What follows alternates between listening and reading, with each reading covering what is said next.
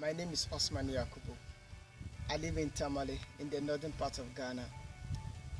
I started my education in Ghana, precisely in Tamale, as I said, in the northern part of Ghana.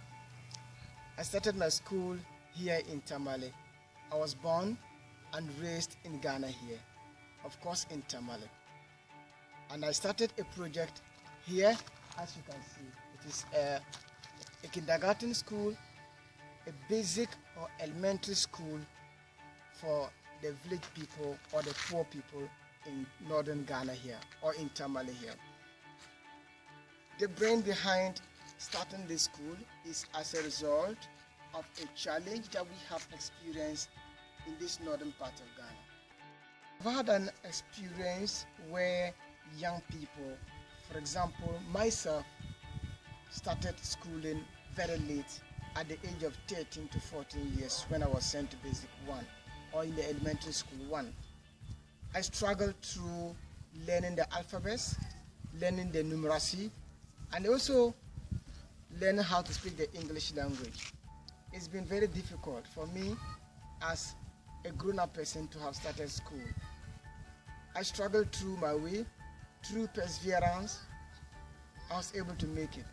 A lot of kids of my same age that was sent to school finally dropped out of school simply because they couldn't bear the difficulty of learning the alphabets and the numeracy at that particular age. I have been very fortunate to have gone through these difficulties and I have made it. A lot of them have dropped out of school. Most of these kids or children that have dropped out of school, they have moved or immigrated to the bigger cities in the southern part of Ghana, precisely Accra, which is the capital town of Ghana, and another bigger city known as Kumasi. They have found themselves over there where most of them, the girls who dropped out of school, carry stuff on their head and it's popularly known as kayayi. Others that are men or the boys that have dropped out of school finally found themselves in these bigger cities and they have involved themselves in dealing with old metals called scraps. These scraps have eventually become a world issue, an international issue, simply because they go get broken down electrical gadgets, broken down electrical appliances, get the wires out, bend them to get the copper inside. This work, they have involved themselves, burning them, burning the electrical gadgets, causes something we call the climate change. And as you all know, climate change is not just Ghana issue, but an international or world issue. There is an element in these electrical appliances when they are bent. The element is called lead or the plumbium. This plumbium or lead, when inhaled into the memory or into the brains of these young guys, they become uncontrollable and they become very crazy and they do anything that can involve them into criminal act. It is as a result that these people that live in Accra, it's as a result many police or security personnel find it difficult to even go there when there's crime to put a stop to this particular crime. If you want to know what I'm talking about, burning the electrical appliances to get the copper out of the electrical appliances, just go to YouTube and then you put on electrical waste in Ghana, electrical waste in Ghana. On YouTube, you would watch the video when the Swedish scientists came and made an experiment on this issue. It is with this that when I visited Denmark in 2011 at the International People's College, I got some understanding about project management and I decided to come out with a problem that would solve this issue of children being sent to school late. It is because of this that I started a kindergarten school.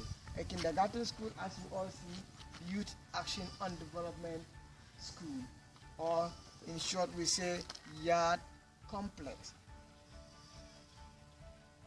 This school is to accept young people, children between the age of 2 years, 3 years or 4 years, and they start schooling here.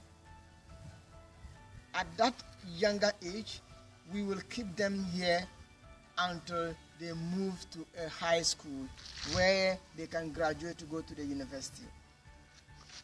It is in the light of this that we accept people who are extremely poor people to bring their children to school here so that we educate them.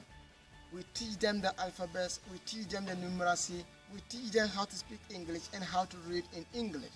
And sometimes we add other languages. We have not only limited this project to Tamale or just within the bigger city in Tamale.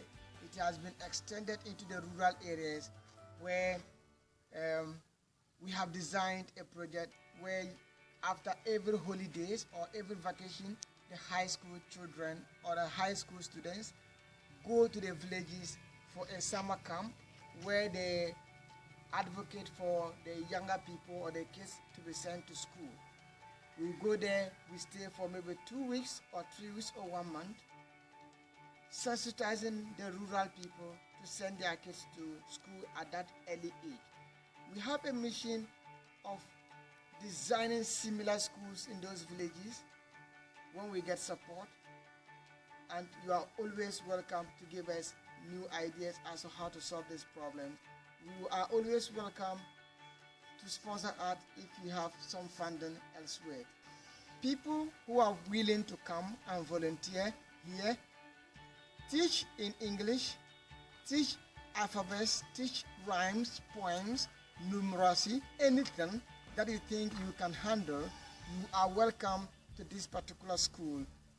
We would love to receive you here as a volunteer, and we would wish you to stay here, help change something in Ghana, help change something in the world, help change climatic problem, solve a climatic problem in the world. Thank you so much for listening.